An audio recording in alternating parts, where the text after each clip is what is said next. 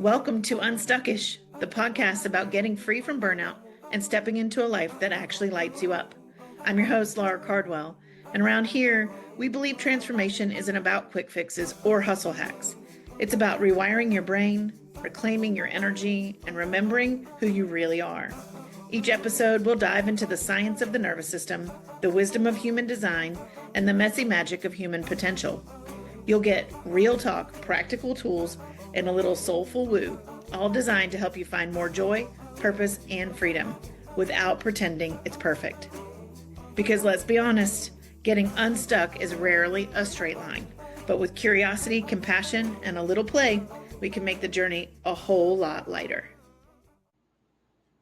Hi, y'all. Welcome back to Unstuckish, the podcast. And today we are going to be talking about nervous system regulation and what that is. It's a word that's being tossed around a lot. I toss it around a lot. And so I wanted to take a second in this episode and really define what that means so that you understand why it's so important. And especially in the conversation around burnout, it's kind of the foundational information that we need to know in order to be able to work with our system, our nervous system, to overcome burnout. So let's dive into this fascinating topic of nervous system regulation. So you might hear people saying that when it comes to trying to work with things like anxiety or depression, or specifically when we're talking about things like the fight or flight response. And you may not know exactly what that means. And I wanted to just kind of break it down first. We're going to look at the science first, the neurology of the system, and then we'll talk more about what that means in action. Buckle up, Buttercup. We're going to do a little bit of a science lesson. All right. So your nervous system is made up of your brain and your spine all together, and then all of your peripheral nerves that go out to all the way down to your fingers and your toes, right? That's technically your whole nervous system. Your nervous system is has a system inside of that called the autonomic nervous system. And inside of the autonomic nervous system, there are two branches. There is the sympathetic branch, which is that fight or flight response. And there is the parasympathetic branch, which is more of the rest. We call it rest and digest. The whole autonomic nervous system uses one of the cranial, well, it uses several nerves, but one of the main nerves of the autonomic nervous system is the vagus nerve. So a lot of times you will hear people talk about nervous system regulation and the vagus nerve. And that is because that is the main nerve of this particular part of the nervous system. So the vagus nerve is the 10th cranial nerve. Some fun facts that you can pull out in trivia one day. It's the 10th cranial nerve. And as it runs down the spine, it actually innervates most of the organs of the body. So it touches pretty much the entire function of the lungs, the heart, and everything that in the gut, right? All of the organs of the gut. And there's this constant flow of information coming from the environment around us through our receptors, right? Like we're taking it in at a sensory level, and it runs through the vagus nerve.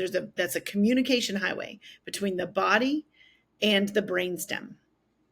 And so this is the main nerve, one of the main nerves of the mind-body connection that's been studied in this correlation between what's going on in the brain and what's going on in the body. So when we break it down and we look at the parasympathetic nervous system, which again was that rest and digest, it means that the body is in a state of ease. It's in a state that is in alignment. We'll talk about how that looks, later. And a body's in the state of ease and very little stress on the systems, then all of the organs work well, the body works well, the brain works well. So as we move, let me kind of back up for a second. In the autonomic nervous system, it sits at the brainstem level. So it's at the base of the brain, the spine, the vagus nerve coming into the base of the brain. And then it communicates from the base of the brain up into the more emotional areas of the brain. That's called the limbic brain. And then obviously all the way up into the more cortical areas, the neocortex, which we associate more with our ability to our personality and conscious thinking and cognition. That all is more happening in the neocortex. And so what comes through the brainstem sends signals to the rest of the brain. And there's this whole system in the brain in which when something is a perceived threat, it sets off a whole system, which I'll talk about in just a minute. But when you're not living in a state of threat, then you're in a state of parasympathetic nervous system. It's what's running the show. And so the organs are working well. We call it rest and digest because everything kind of settles. There's some ease in there. But when we perceive something as stressful, then we kick into the sympathetic side of the autonomic nervous system. And we commonly refer to that, as I've said, as fight or flight. But I want to take a second and just say what that means. When something is perceived as a threat, it goes through this neurological system in which the amygdala gets involved. The amygdala is the sentinel for fight or flight. It's kind of always looking and scanning. It's that it works with the brainstem to kind of mediate vigilance. It's like looking, is everything safe? Is everything safe? And then when a signal comes in that says, we're not sure if this is safe, we've got this whole system that evaluates that. And it's in these lower cortical areas or the unconscious and the subconscious. And so those pathways are well myelinated and they're fast. They are much faster than our cognitive brain. And they're meant to keep us safe. And if you think about it, that is, if it's a well modulated response, then something scares you. Let's say you had a jump scare, right? Like your body probably moved first. That's why we call it a jump scare. There's a movement. And then you can take a breath and say, oh, wait, that thing that I just perceived as really scary isn't. The cognition catches up to the jump scare. It's usually in a well-modulated situation. So in the fight or flight response, when it's well modulated, then what happens is we have the scare and we're meant to flee first. That's the jumping, getting out of the way. If we can't flee, then we fight. We're not meant to jump right to fight, right? It comes after flee. If we can't get away, then we'll fight. That is kind of the general fight or flight response. But there's a third component to that. And that third component is called freeze. And that is if we can't flee and if we can't fight, then our body might go into freeze. It goes into a state in which the safest thing to do is just be still. And we'll talk about that a little bit more in just a minute. First, I want to go and talk about the polyvagal theory so that you understand. So that comes from Stephen Porges, and he talks about the different aspects, this nervous system response, the fight or flight response, and that there's actually three key areas of that. There's safe and social, that there's a part of our nervous system that regulates to feeling safe, and when we feel safe, we can be social. And that sometimes when we're not feeling safe, we can lean into social, trying to create safety. So there's also, that's what we call tend and befriend, meaning the safest thing to do is to people please, right? So lean in. But also in the polyvagal theory, there is the fight or flight response as part of the vagus nerve response, and then that freeze, right? So he talks about those three states, the safe and social, fight or flight, and freeze, and the different parts of the brain that are involved in those things, the different neural pathways of those. And of course, they never are happening alone. One of the things that I really love about neurology is that you're always looking at systems. You're looking at how things connect. You're looking at how information moves throughout the body and the brain, and how one thing sets off all of these other things. So let's just talk about, now we kind of know the structures that are involved in fight or flight responses, or even in freezing responses. But let's just take a minute to talk about like what that means in the body when when we go into that fight or flight response, or when we are in an activated stress state, we actually kick off this whole cascade of neurotransmitters and hormones that put us into a stress response.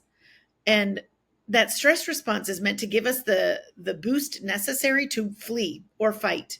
We've talked about, in my first episode, we talked about burnout.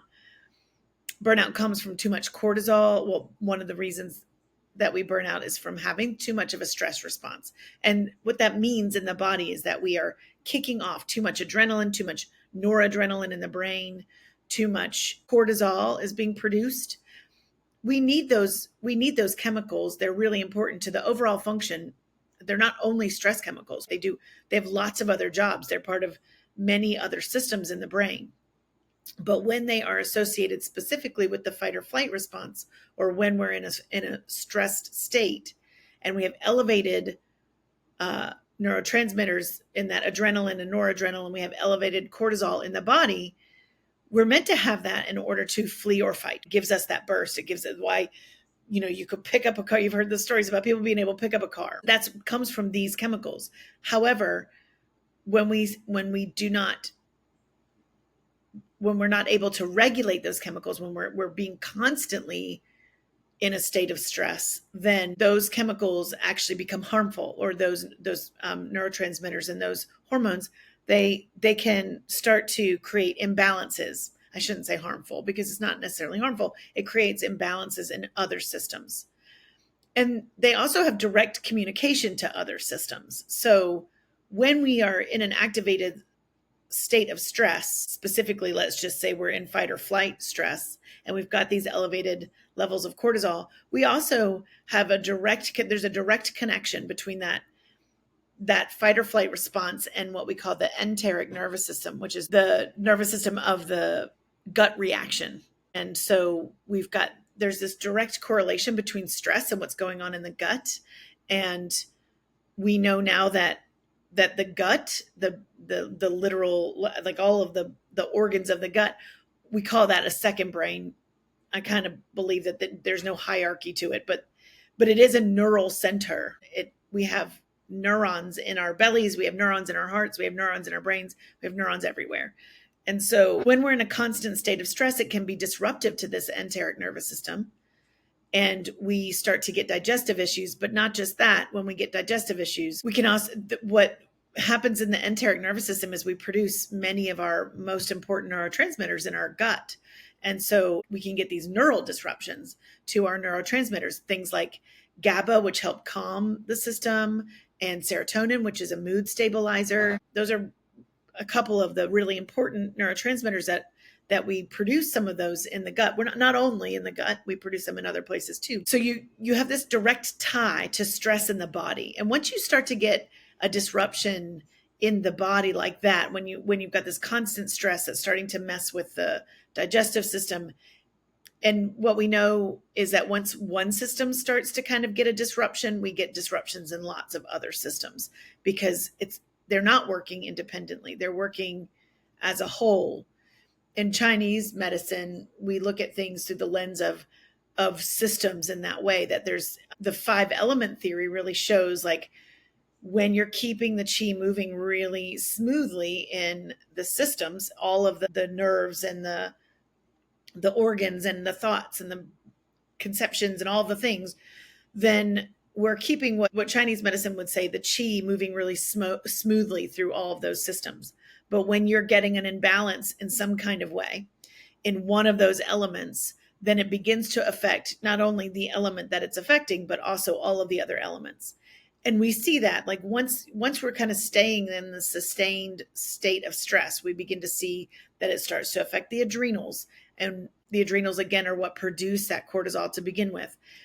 And then it begins to affect the digestion, and then it begins to affect the lungs, and then it begins to affect the brain and all of the things, right? So we get this symptom-based issue, and it can be really hard to figure out where to start, because it's all kind of coming from this low-level amount of stress that's just running in the background.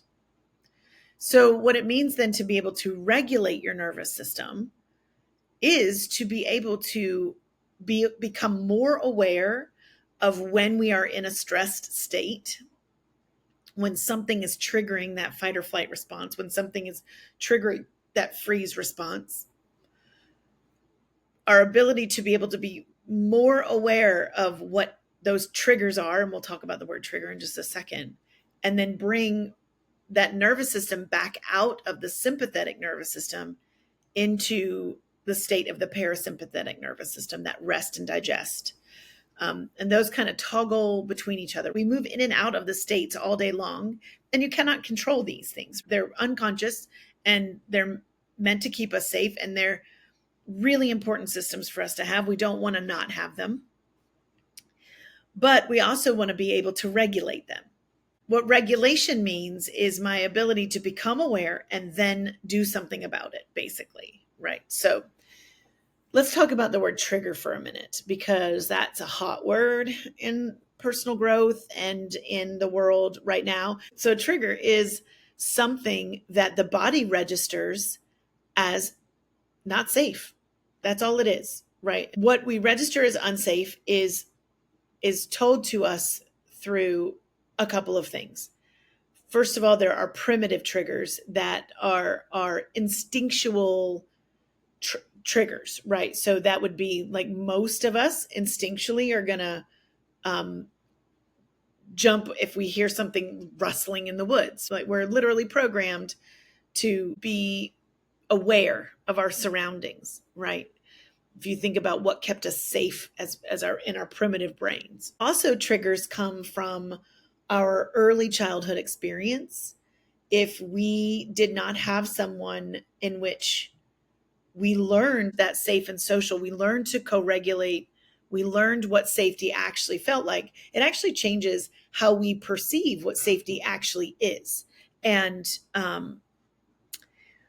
we don't necessarily understand every day why we're feeling triggered, why our heart starts to race or our palms start to sweat. But it's often because of early childhood experiences that get programmed in as not safe, because we may not have had enough of what felt like safe in certain situations. It doesn't mean everything is not safe. It just means that once the brainstem kind of registers something as not safe, it will run the pattern of vigilance. Vigilance means I'm on the lookout for that thing that I know is not safe. And so we're kind of facilitated then to perceive things as not safe. When we don't have someone that can help us really understand what safety is, that safe and social state of the nervous system, and especially when it pertains to people, because that's more what it's going to pertain to in our lives now than it is going to be bears and lions. Although, I mean, the other day I had 4 bears in my front yard. They were adorable, but they were in my front yard. Interestingly enough, with a small door between me, I didn't feel very scared, but if I had to stand out in the yard, it might have been different. So for most of us, it's really nowadays, it's more about people. People don't feel safe. Situations don't feel safe. And that is like, understanding that your body is giving you signals not to walk down that dark alley in the middle of the night. That's important. That's one we can usually name. But for most of us and most of our lives now, it's situational stress, like our job pressure. It is people stress, the experiences that we've had with different people in our lives. And it's a misalignment stress where I'm having to show up as something that isn't really in alignment for me. That often kind of blends both the situation and the people. But going to the people for a minute, if we don't have a way to know whether or not people are safe or unsafe, or if our brainstem is registering certain behaviors or certain tones of voice or certain colors of a shirt as not safe people, then what happens is our nervous system begins to see people as threatening. And we can really see this become an issue in relationship, where if your nervous system is not regulated, then you perceive everyone as threatening in some level and you push them away. And then it's really hard to create sustainable friendships. It's hard to create sustainable partnerships, because at some point you're registering that person as a threat.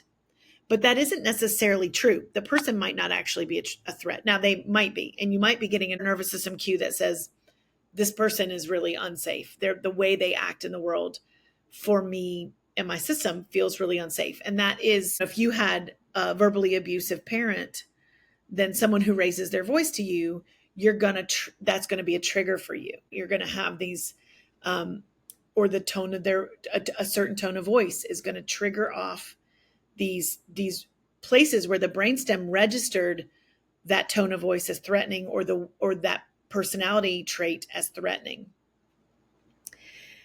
And part of the work of nervous system regulation is to help you actually decondition those stories around what is safe and what is not safe, so that you don't register those things as not safe.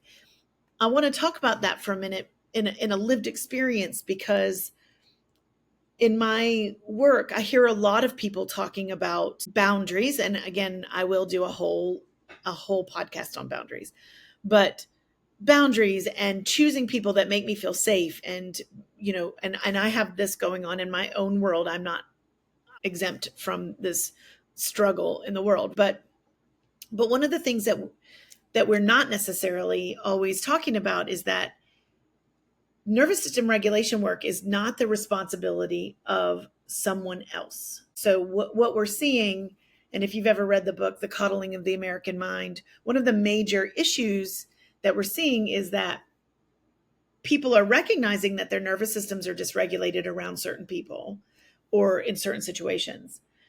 But instead of taking that inward and asking more questions about why did that become a trigger specifically for me, we've actually been putting the emotional responsibility of that on others and saying, actually, this person needs to change or be different, or this situation needs to change or be different. Now, I am saying, disclaimer, there are moments where you are literally physically not safe. If someone is emotionally, mentally, or physically abusing you, or you are in a very traditionally unsafe situation, we can name those things, like where your life is really on the line in some kind of way. Those are actual safety triggers. I'm not saying those things don't happen, but most of our stresses, most of our triggers are places in which we have had an experience with someone or something or an event that made us feel unsafe.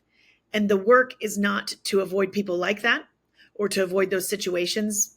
It's to actually learn to regulate your own nervous system. We are also we've also moved to a state in which people expressing their feelings or opinions, there's a new narrative going around how, like, you saying your thoughts, your behaviors doesn't feel safe to me, and that makes you not safe. I want to acknowledge there's a truth. When someone is saying something that doesn't resonate with us, or is hurtful, or is triggering our safety response, that there is a truth in, like, okay, there's something there. But before we just ask everyone else to be different, or we avoid situations because we don't feel like they're safe for us, there is the ability to actually regulate our own nervous system, and to be able to go and do the work and look at the part that might have been feeling afraid actually allows us to heal old wounds and core wounds and childhood wounds and the inner child, but it actually strengthens our nervous system. And that's the work of nervous system regulation. It's to strengthen our own nervous system. And if you find yourself really wanting the world to be different or people to be different, then there might be work in there for you to heal something so that they don't trigger you. And when they don't trigger you, their energy just kind of passes through you. It doesn't hit all of those meters that say, oh, I'm in an unsafe situation of some sort, right? What's important is we begin to recognize where we are being triggered into either a fight, flight, or freeze state through our behaviors, through alignment, through things like personal growth, studying ourselves in different ways, becoming aware of those unconscious patterns that we've gotten programmed, and then beginning to do the work to create resilient. I have some mixed emotions right now about the word resiliency, because in a lot of ways it's been a word that makes it sound like it should be really great if you just keep getting up again, keep getting up again. Not that anybody needs to change their behavior, but I just need to keep getting up, and that makes me resilient. And there is a truth to some of that. But also, when you have systemic issues like we have, it tends to put the responsibility back on the victim in some ways sometimes. But that's a whole nother conversation. In this case, what I mean when I say resiliency is the ability for the nervous system to be less signaled, less triggered by the environment or by other people. And that becomes a really beautiful thing, because when you're less triggered, then you are less defensive. You are less, you need less from those other people in order to make you feel safe. And so one of the things that I talk about with my clients quite a bit is safety. What is safety and the illusion of safety? And when we really begin to break down safety at the quantum level, the truth is, if we zoom out, there's nothing that's actually safe. And let me talk a little bit more about that for a second. But at any moment, an asteroid could careen into the Earth, and the whole Earth would do whatever it's going to do, right? It's like we can't control that. We can't control how that bus might be coming down the street. We can't control every car turning. We can't control every word out of someone's mouth. We can't control every behavior out of everyone. The world is full of possible triggers. So then what is safety, and where do we find it? And in my work and with my clients, and really in 5 elements work in Chinese medicine and actually most Eastern medicines, the foundation of safety comes with the knowing that you are connected to something larger than yourself, the energy of love, of source, of divine intelligence, of God, whatever it is. Not necessarily the God that's out there, but the one that you have access to in your heart. And a lot of religions teach that God is separate from your physical body, that it's up in space somewhere, that your connection to that, all that is the oneness of the universe, is separate from you in some kind of way. And so part of our safety is deconditioning that story. You can still believe in your religion, and you can still believe in your God, and you can believe that there's a piece of that lives within you. And that piece that lives within you is the direct connection to that spark of life that animates the physical body that you have. And the word doesn't matter, right? It doesn't matter if you call it nature or divine intelligence or source or God. What matters is that you know that there's a part of it that lives in your heart, and that you have direct access to it when you calm your nervous system and you go to the heart center. We know scientifically that the heart center is incredibly magnetic, and it's more powerful than even all of the brain waves. And when we activate the magnetic field of the heart, we can actually create a calm state of being. We can go into that parasympathetic nervous system just by activating the heart space, because when we do that and we activate the magnetic field of the heart space, it will actually bring all of the brain waves into what we call cohesion. That's called heart-brain cohesion. And you can look into that through HeartMath Institute and the research they've been doing for years. They started studying the physical heart, and what they began to really unpack as they researched it more and more is how powerful the heart actually is, and the neurons of the heart, and what it does for the whole system. And there's tons of research now on the benefits of heart-brain cohesion. And all of those are really tied to the way that the heart can co-regulate itself through love, through the energy of love, or higher, what we call higher vibration emotions, gratitude, compassion, joy. Those higher vibration emotions regulate the heart, and then we can co-regulate the rest of our system to those emotions through this interaction between the brain waves and the heart waves. And so nervous system regulation becomes a story of, do I believe I have connection to something greater than myself? am I accessing that as my still point energy, right? In Chinese medicine, there's the concept that we are one and then we become duality, two. And that's the symbol of the yin yang.